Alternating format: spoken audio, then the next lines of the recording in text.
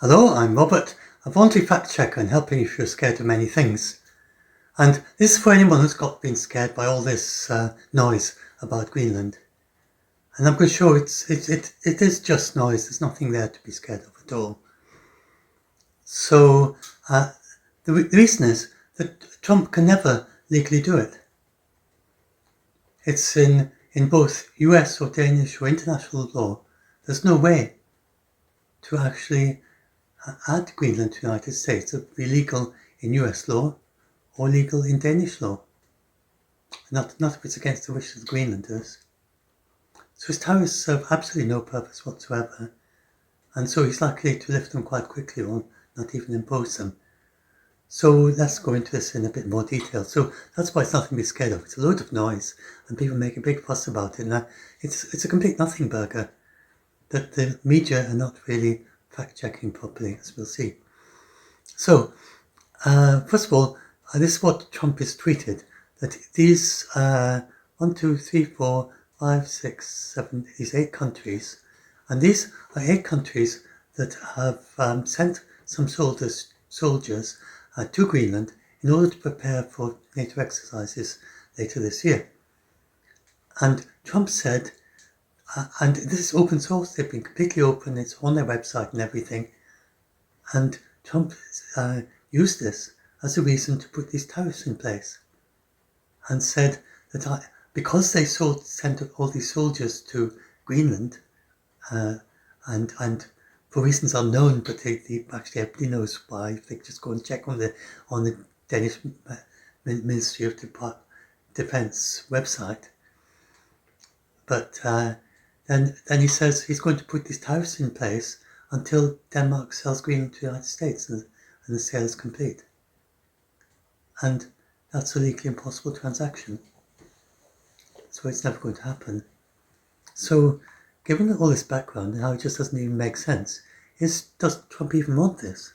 Is that even really what it's about? If he was interested in Greenland for security, ownership, or minerals, you'd expect that at some occasion in the last 13 months, he'd have talked to the Greenlanders and said, look, I'm interested in owning Greenland, and I think it'd be a great deal for you for X, Y, Z reasons. What do you make of that?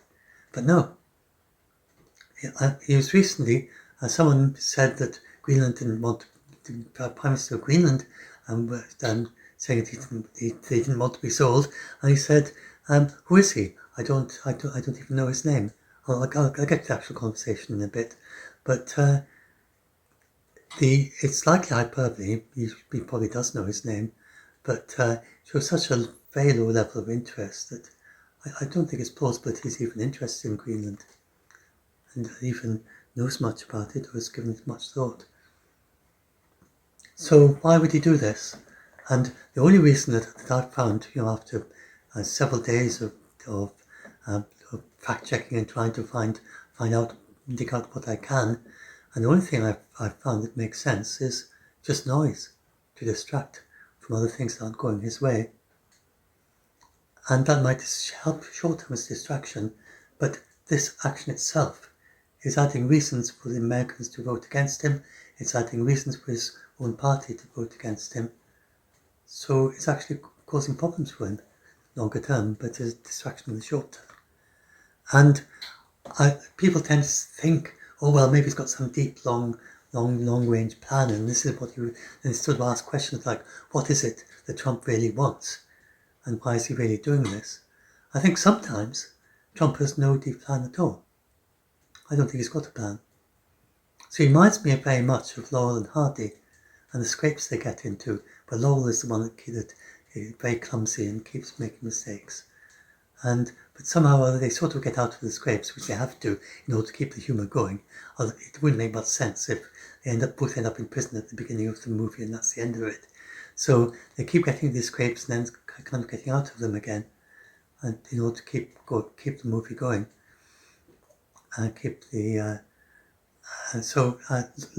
Trump is a little bit like that with these things he does. He doesn't seem to care too much if he gets into yet another scrape, because he's so used to getting out of them again. and it tends to work out okay for the jury despite all their mishaps and all the hilarious things that go wrong.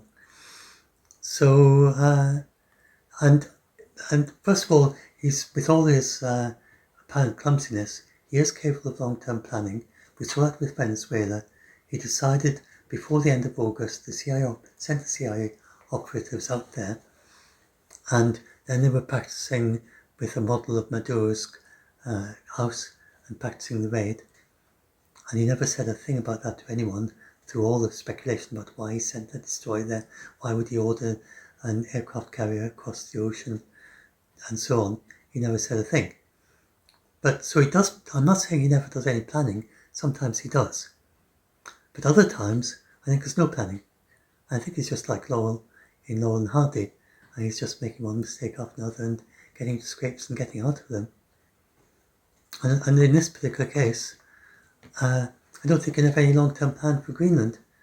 And the most likely, I mean, it's, at the moment, the Supreme Court is just about to decide whether these broad spectrum tariffs that Trump's imposing are legal at all.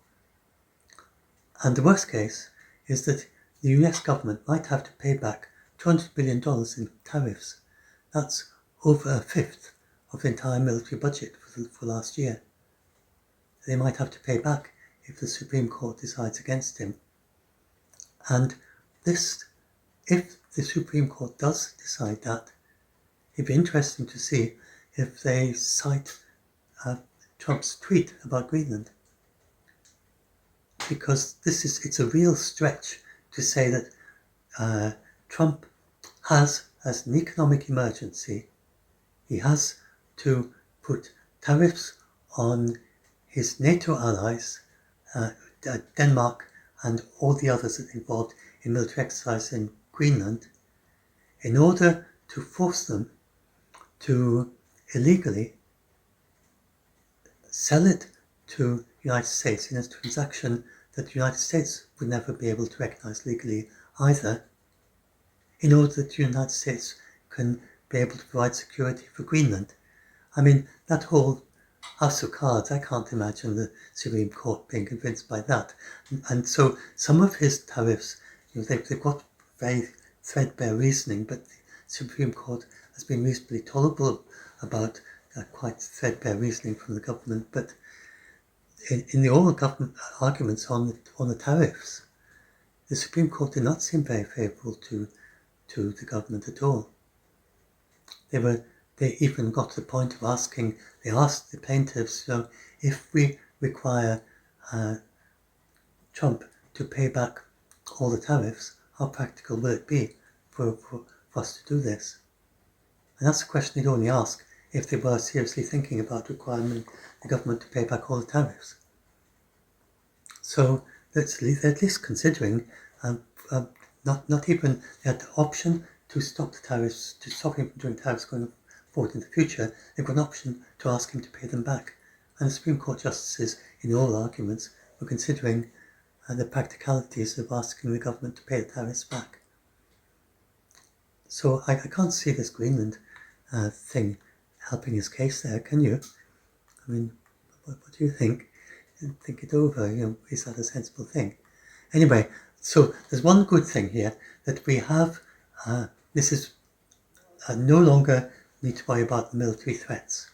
So I've explained all along that he can't do it at all. It's just never possible. And if you had any lingering worries about it, well, it's clear that he's moved beyond military threats to tariffs. And someone has probably told him the military is not going to do that. So there's not much point in saying these things. So, but it's just not going to be allowed to happen because it's against his own and his own party's best interests. So why does the news make such a dramatic story of this complete nothing burger? And there, I think they actually have, I see I've got to refresh this page. Just a second. I've got some typos in it. I fixed them now. There we go. So, because they have a perverse incentives to skimp on fact-checking. And so that's why they make it so dramatic. And another reason is the politicians don't fact check either. So I'll look into this later on. I'll maybe do this a longer separate video.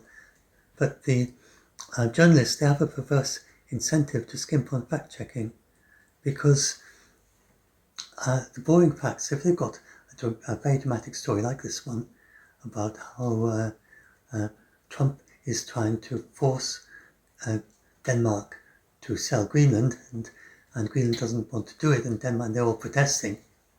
And then suppose they then do a bit of fact checking and then just say to the user, and by the way, there's no way that Denmark even legally can do this, and there's no way that the United States can legally accept such an offer, even if they did manage to coerce it, then that completely undermines the drama in their news story, and it would all fall rather flat. So I'm not saying that it's well possible they don't even know that. I'm not saying that they deliberately don't say these things. It's possible sometimes they deliberately say, well, as an editorial choice, we will not mention this because it'll make it more dramatic. But it might be they just don't even check it. Because I've noticed a huge change since when we first started this voluntary fact checking about a decade ago, that in the last few years, more and more, what we've been doing is fact checking journalists in mainstream media. We never used to have to do that. It was other things that people were scared of. But now we do, or we almost never, just a couple of stories, I think. But now we're doing it all the time. So it may be, it's anecdotal, and I haven't got the statistics to prove it or anything, but I think journalists may be becoming just less careful about checking their facts, and more focused on the drama, with always on news, and having to compete in the news search results. And they've certainly got an incentive to skimp on fact checking, and if their aim is to get a dramatic story that's going to hit the news and make their reputation as a journalist and so on. And if they've got half an hour to spare, they spend that half hour in fact checking, then the chances are that fact checking may find that some of the things in the story kind of undermines them and makes it not so interesting. And if they spend that half hour looking for dramatic tweets or dramatic snippets of things that someone had said, then they get a much better story, and their reputation is boosted. So I think something like that going on. And if you look at the politicians, then if the Prime Minister of Denmark, suppose that she'd said, there's nothing to worry about because Trump can't do these things. I mean, that might work with Biden, and Biden would say, oops, I didn't realise that I can't do these things. But with Trump, he just doubles down, and he just say, so you think that you're not going to be harmed in any way by this, and you're saying that you can't sell Greenland to me, and who do you think you are? Of course you can sell Greenland to me, and you have to, and you just wait and see. You say things like that. So the Prime Minister of Denmark has to stand tough herself.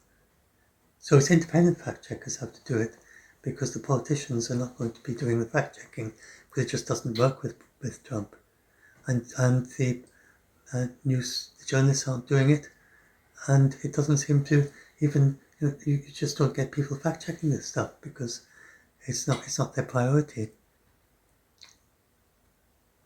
So that's what's going on, as far as I can tell. So then let's see, I'll make this maybe 20 minutes or so, this video. I don't want it to be too long. So when this is not weakening NATO. So short term, it's first of all, if you look at all the countries apart from the United States, it's actually bringing them close together because they're working together and they're all agreeing that Denmark can't sell Greenland to the United States. If you look at the United States, then it seems to be being pushed away from the others, but that's a kind of temporary thing because of the pushback in Congress, which is actually lots of people very pro-NATO in Congress. and they're pushing back against this. So in the end, it may well bring the United States closer to NATO. So there's certainly no risk to NATO itself. Nobody's going to break up, and his own party will be opposed. And so now we go a little bit further. Look first of all at Trump's tweet. I've already looked these are actually quoted from it there. He's just going to impose the tariffs on that and keep the tariffs in place and increase them until whatever time the purchase of Greenland is completed, which is never. And then his rationale, because the UK sent 1 soldier, Germany sent 15 and so on. And he says, I've journeyed to Greenland for purposes unknown. But the purposes are known. This is on the Danish Ministry of Defence website. And they explain, and they say they're going to keep the Greenlanders fully informed at all stages. It's done for its preparation for exercises similar to the ones they did last summer, and done to benefit both European and transatlantic security. So Trump is imposing these tariffs without even asking Denmark why they sent these soldiers there. Always he did ask them, and then he's ignoring what they said. So that again suggests that he's not really very interested in Greenland or anything that's going on. He just wasn't interested enough to even ask Denmark why they sent those soldiers there. So that suggests a very low level of interest in Greenland. And it's all about the exercises. And what they've sent so far are just reconnaissance soldiers. So he imposed these tariffs just in response to the United Kingdom and Denmark and a few other countries sending a few reconnaissance soldiers to Greenland for a few days in order to prepare for later military exercises later this year. And Trump was so offended by that he said, well, I've got to impose these tariffs right away until you sell me Greenland, because you're inappropriately preparing for NATO exercises in Greenland. It doesn't make sense whatsoever, because of course that's what you'd expect them to do. So I talk here about why it's legally impossible and can never be finalised. It's Article 4.6, Clause 2, the Supremacy Clause, and it's Articles 51 and 52 of the Vienna Convention on the Law of Treaties, and combine those together, and that's why it's never going to be legal in either US law or in Danish law or in any of the other countries' law. So then, just for anyone who's wondering, what happens if the tariffs do go into force? Well, they're not likely to be in place for long, because Trump is going to get so much opposition from his own Congress, even if he is able to get that far, and so much, and he's so quickly discovered they're not doing anything because EU simply can't do this. Denmark simply can't sell it. But if he does get to the point of actually imposing the tariffs for a few days, then the immediate effect is a boost of imports to the United States. So, for instance, suppose you had a chocolate manufacturer in France, say, and they is France? Yeah, I think France is one of those countries, isn't it? Let's double check.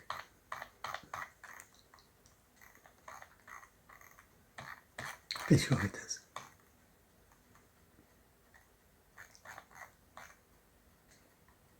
Yes. Denmark, Norway, Sweden, France, Germany, United Kingdom, Netherlands and Finland. So suppose you had a chocolatier in France, and they're selling chocolate to United States, and then they suddenly discover that these tariffs are coming in on February the 1st. And all the people in the United States who like French chocolates, then the importers will import huge boxes of them just before the deadline of the tariff. And then after the tariff, there'll be very few imports, because obviously anybody who can schedule them to earlier will have moved them across to the United States earlier, so they wouldn't be tariffed. So basically that's what happens in the first few days after the tariff, is you get a big boost of imports just before, and then you have a period of time when there's very little trade, because it's already there. And all that means is that the effect of any prices on the United States is not going to, for most goods, it's not going to be affected for quite a while. And for some goods, it could be weeks or months if they import that much stuff in advance. And then eventually it would increase prices for the Americans. And then it's the same with most of the retaliatory measures that the EU might do. And they would mostly work like that as well. Some might have a more immediate effect. But so that's it. Oh yeah, I think I have to go on a little bit longer. So this is about how NATO soldiers are there to reinforce and work with the US forces. It's not a popular idea. 75% of Americans are opposed, so that's why it's not likely to be helping his polling approval rating and not very good for the midterms. So it's not too surprised that his own party is already pushing back. And people say to me, but look, they always do what Trump says. Well, not really. It was remarkable authority over them for his appointments for his cabinet and for approving his cabinet right soon after he was elected. But it's gone downhill ever since. He still had a fair bit for the big bill last year in spring. He won't be able to do the same this year in spring. He just doesn't have the authority anymore. And the Republicans also have a very small minority. So if there's a big bill this year, it'll be very minor in effect. And then there's been a whole series of bills recently where it's almost that Trump has set up a confrontation with Congress and encouraged Congress to vote against him. So with his National Security Strategy for the National Defense Authorization Act last year, so his National Security Strategy was telling about a few of the things that Congress could actually implement. He was saying to Congress, we've got to reduce our support for Europe and draw back. And so Congress passed this bill, which was a symbolic bill to overturn his national security strategy. It passed a Senate vote, 77-20, by adding these various symbolic extras, such as a minimum size for the United States in Europe and adding $8 billion for more than the new administration required for reinforcing the Baltic regions and so on. And that is enough. 66 is enough to override a presidential veto. And then it was the same in the House, that it passed by 312 in favour, which is far more than is needed to override a presidential veto. So Trump didn't veto that bill. When it became clear which way the wind was blowing, he just decided to sign it. And but similarly, if these tariffs came into force on February the 1st, there'd be a huge amount of opposition in Congress, and it's not impossible that they would have a similar bill like this. And they might even examine Trump's ability to use tariffs at all and say, right, this has just gone too far. If you want to impose any more tariffs, you've got to get Congress to authorize them for you. So that could be for Trump's point of view, that could be the worst case effect of all this. And so here are two Republican senators. So that's Lisa Murkowski and Tom Tallis. And they also are saying that Congress must work to ensure that it's impossible to use tariffs in this legally in this way to try and force an illegal sale of Greenland to Denmark from Denmark to the United States. So it's early days yet, but this could even go as far as a bill that overrides the presidential veto if he really pushed hard against Congress, and they had to do that. And then we've got the Supreme Court case that's coming up, and I already mentioned that. So he could well be stopped from this in the Supreme Court. So I'll talk about that in a longer video. Yes, I think I'll have to break this up because it's just getting a little bit too long. So I'll talk about the rest here. I'll talk about this one party pushing back. So now I'll just do a quick recap in the next video, and then I'll talk about how about the Supreme Court case and various other things in the next video.